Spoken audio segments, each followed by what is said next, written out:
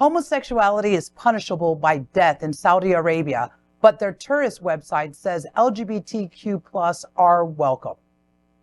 Saudi Arabia, where homosexuality is punishable by death, now claims to welcome LGBTQ plus visitors, despite the country's horrific track record on LGBTQ plus rights and treatment of queer residents.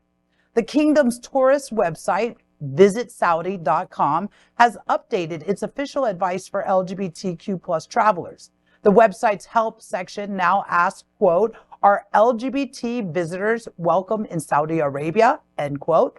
The response reads, quote, "We don't ask anyone to disclose personal details and never have. Everyone is welcome to visit our country," end quote. Journalist Waji Lyon, an openly gay Saudi who has asylum in the United States, tweeted, quote, "It's very sad to see a country criminalize the LGBT community and welcome them at the same time. Welcoming international visitors who are LGBTQ plus is at odds with the kingdom's stance on LGBTQ plus rights for its residents, which are relatively non-existent. Saudi Arabia remains one of the few countries where homosexuality is punishable by the death penalty. In the kingdom, Sharia law also forbids cross-dressing. There are no anti-discrimination protections for queer people, and LGBTQ plus personnel are banned from serving openly in the military. LGBTQ plus activists and public figures have faced persecution, including lashings and imprisonment, for offering public morality by being LGBTQ plus publicly, such as in TikTok videos. Wow. Okay, so TikTok is coming up again, but this is the thing, all right? I wouldn't be traveling to Saudi Arabia right now and being holding my wife's hand or being openly gay. What they're asking you to do is, it's not just that they're saying, oh yeah, you're welcome, and we don't ask you what your sexuality is. They're telling you to hide yourself. Right. They're saying as long as, let's say it in the right terms, they're saying as long as you're not showing us you're gay, then sure, we'll accept you as long as we don't know. But they're not telling you, oh, and don't worry about it, that you're punishable by death. You know, what I would just hope is that Americans take heed, take caution, and recognize that this could be another Brittany Griner, but with a worse penalty. But I think a lot of this is due to international pressures, because of politics, the UN, and also just a financial, you know, come visit us, we want your money. But I think a lot of the reasons why this has come up is because the UN has made a very strong effort to try and play a role for LGBTQ plus communities on an international scale. I mean, they're trying to be involved in what is it, the STAN, where they're having issues right now, but they're also, I know that they, for the longest time, politically have chastised Saudi Arabia for this position.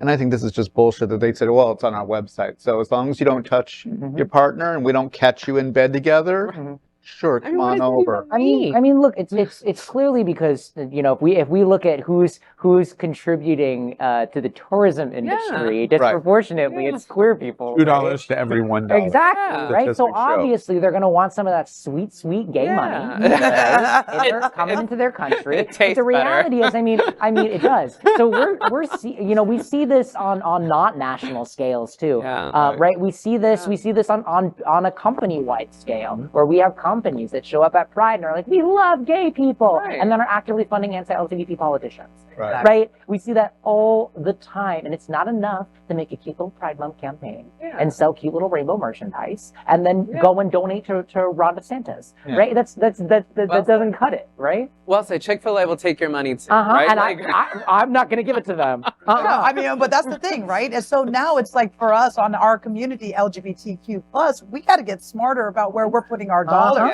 We have to do our due diligence. And I was having a conversation the other day about cancel culture, right? And I'm like, listen, we're not talking, you know, I'm not so down with this whole cancel culture, but I'm also down for consciously placing my dollar where it belongs. So I don't know if it's canceling anyone out or rather being smart about where I invest my hard-earned dollar. Well, you know, one last thought. When you do a headline, like we're in news tonight, that says, a country that has the death penalty invites queer people to come and visit their country. We are congratulating ourselves because we've done the first ever story and conversation a la The Onion. This is not a real... It is a real story. No, it's a real one. It is a real story. I wish I could say this was an episode of The Onion, but it is not. It's beyond ridiculous. I've been to Saudi Arabia twice, I think we completely get it right. Don't be you, and you're welcome in the kingdom. That's really the bottom line. Yeah. I do not think boycotts work in travel. And so I don't take it to the extreme that Saudi Arabia should be boycotted. Uganda, Nigeria, two other flagrant examples of horrendous legal and physical consequence of being homosexual if you're caught being homosexual. But I wouldn't go there. This conservative moment around the world. I agree with you. The UN is very involved, but still, I would not recommend a visit to Saudi Arabia. I do provide a caveat. Sharia law is not interpreted the exact same way everywhere. And so I caution us to have a broad swipe of saying Muslim nations. All Muslim nations are not the same.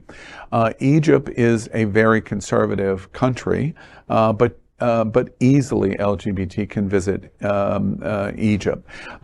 Turkey is a politically conservative Muslim country. There is no issue. Atlantis Cruises will dock a ship in Turkey, which they did last summer. So they're not all the same, and I'm just cautioning us. Many Americans, we are not as educated about the world as I think we should be. So when you see this story of Saudi Arabia, this is not everywhere, and every place is not the same. But one point is that the first thing anyone should be doing traveling overseas is check with the United States consulate, because there's a list of countries that are there are warnings for serious reasons. Yeah. So we need to do our due diligence. LGBTQ plus news is vital for our community and for the broader world as a whole. We have enough enemies at Fox News. Tucker, Sean, and Laura are loud. We need passionate allies. Happening Out Television Network, Queer News Tonight, and It's Happening Out are literally out of the closet and into the headlines. Our community needs your support. Like this broadcast and subscribe now to ensure the growth of the entire LGBTQ plus community.